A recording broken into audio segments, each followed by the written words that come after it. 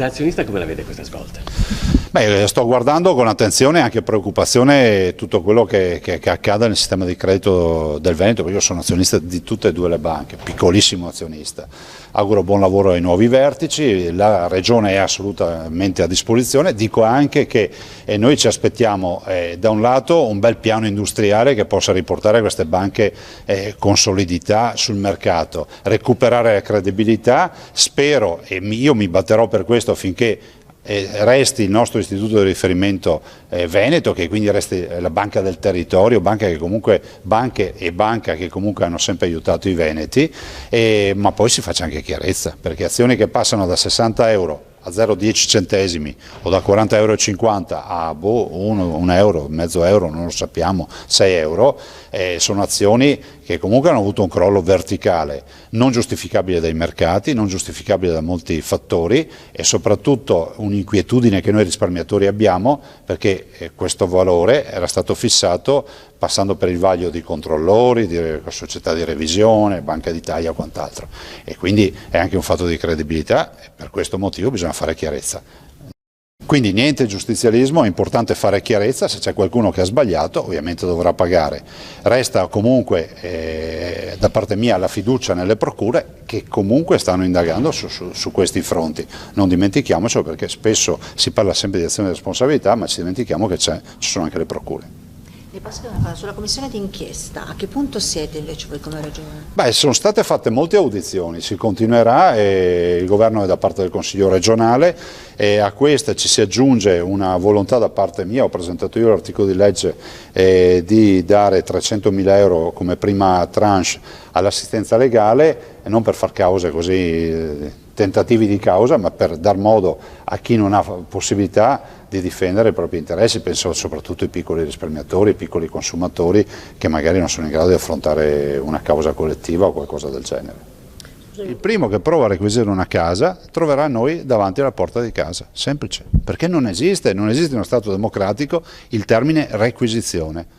E invito il Ministro Alfano a chiarire questa roba, perché se il Ministro ha dato un mandato del genere sa benissimo che non è democratica questa azione ed è a mio avviso anche illegale, cioè la requisizione di immobili privati per finalità, fra virgolette, pubbliche, cioè è roba da altri tempi. Lei dice noi abbiamo fatto tutto quello che dovevamo fare e ci mancano i parametri, i limiti. Guardi, io ho solo una preoccupazione, 250.000 cittadini che vanno a letto la sera pensando ai loro valori ematici e a quello che hanno nel sangue. Quindi li dobbiamo seguire, monitorare e non dobbiamo inquietarli perché non c'è evidenza scientifica su danni alla salute, ma dobbiamo anche fare in modo che se c'è qualche colpevole, visto considerato che i parametri ci sono, paghi. Ovviamente abbiamo due problemi. Il primo i costi, ma prima viene la salute dei cittadini, 150 milioni all'anno per 10 anni è 1,5 miliardi. Il secondo i parametri. Cioè tu non mi puoi dire che le auto corrono velocemente e non fissarmi il limite di velocità, ed è esattamente quello che accade con i FAS. Tutti parlano, ma il governo tutt'oggi, nonostante questa vicenda inizi dal 2006, non ha ancora fissato dei parametri sui quali ognuno di noi può fare le sue valutazioni, procura compresa. Sente, però diceva anche che qualcuno deve pagare questo 1,5 miliardi. Beh, certo, Roma lo deve essere a fianco ai veneti, perché noi ogni anno mandiamo a Roma circa 20 miliardi di euro, non succede nulla se ci danno 1,5 miliardi. Tempi, noi confermiamo che vogliamo chiedere, lo faremo formalmente, ve lo annuncio già, l'election day, quindi chiederemo l'election day per far sì che si risparmino 14 milioni di euro, per far sì che i veneti possano essere messi davanti a due schede con due referendum che vanno in direzione sostanzialmente diametralmente opposta, uno predica l'autonomia, l'altro predica il centralismo. Chiediamo che il governo accetti questa sfida e si misuri con lo strumento più bello che c'è per misurarsi, che non è quello dei sondaggi o delle trattative della politica, ma è quello della democrazia, di un popolo di 5 milioni di veneti che andranno a votare, avranno due schede, quella del referendum della regione e quella del referendum del governo, quello dell'autonomia e quello del centralismo. Questo è quello che chiediamo, quindi attendiamo la lettera rispetto alle modifiche del quesito.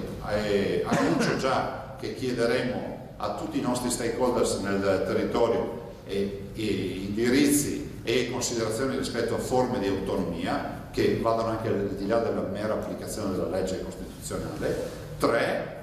è richiesta di election day. L'election day per noi vuol dire non solo un risparmio, ma anche un vero e proprio esercizio di democrazia. Siamo in un paese nel quale si è evitato di fare l'election day con le trivelle e c'è questa partita che ci è costata 300 milioni di euro per non far andare i cittadini a votare tutti lo stesso giorno, no? Un paio con una scheda in più che era quella delle trivelle. Io penso che insomma va bene tutto, ma se la rincorsa è quella sempre di evitare che i cittadini vadano a votare, allora forse la democrazia è a repentaglio. Deve essere rispettato per le idee che ha. E noi sappiamo che abbiamo presentato 2 leggi referendarie a giugno 2014, autonomia e indipendenza. Una è stata schiacciata dal ricorso del governo e dalla Corte Costituzionale, che la considera incostituzionale, che è nei limiti di costituzionalità, che è quella dell'indipendenza, però è altrettanto vero che io rispetto i 2 percorsi. Dico anche al mondo indipendentista che se c'è una realtà in Europa che ha fatto il referendum dell'indipendenza è la Scozia, e guarda caso è passata prima per l'autonomia. Cioè la Scozia prima fa la devolution, poi negozia con Londra e ottiene l'autorizzazione per andare a fare il referendum dell'indipendenza. Altra Costituzione, altra realtà. Una realtà invece che è simile alla nostra e che ha gli stessi problemi nostri, o pressoché stessi, è la Catalogna. La Catalogna tutt'oggi non ha celebrato il referendum. È il movimento indipendentista catalano, cioè, vedete, portano 2 milioni di persone con la diada in Rambla, cioè, è un movimento forte, ma anche lì adesso hanno rimandato al 2018 quello che dovevano fare, che avevano annunciato per il 9 novembre 2014. Staremo a vedere. Dico che risolti i problemi catalani si apre un varco giuridico anche per i veneti. Però oggi discutiamo di autonomia.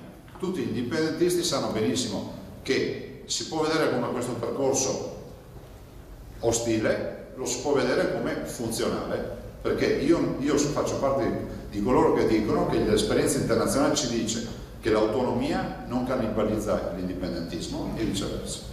Sono state chiare sul fronte dell'autonomia, voi andate avanti su entrambi i fronti. Sì, diciamo che non è una gentile concessione del governo, ma è una causa che abbiamo vinto avanti la Corte Costituzionale, ha dato ragione a noi e ha torto a Renzi, chiaro. Quindi il referendum in Veneto si può fare, è legittimo farlo e lo faremo.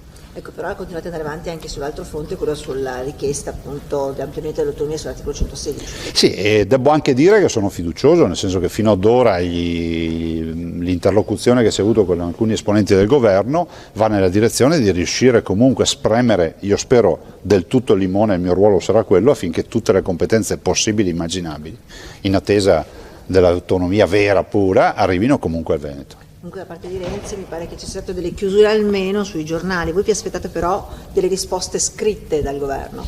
Sì, come dico io, non la Gazzetta dello Sport, ma la Gazzetta Ufficiale, cioè noi dobbiamo avere carte ufficiali, perché con le carte si interloquisce, del resto siamo in Italia, il paese delle carte.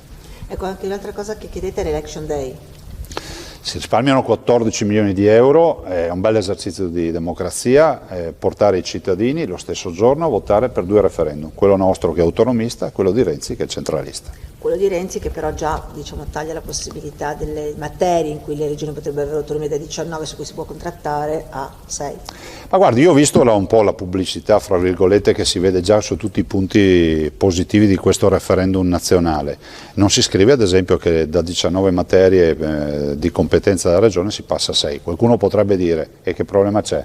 Lo spiego subito io. Dove gestisce la regione del Veneto abbiamo le eccellenze, pensate alla sanità. Dove arriva il governo non mi risulta che gli uffici pubblici dello Stato qui funzionino bene.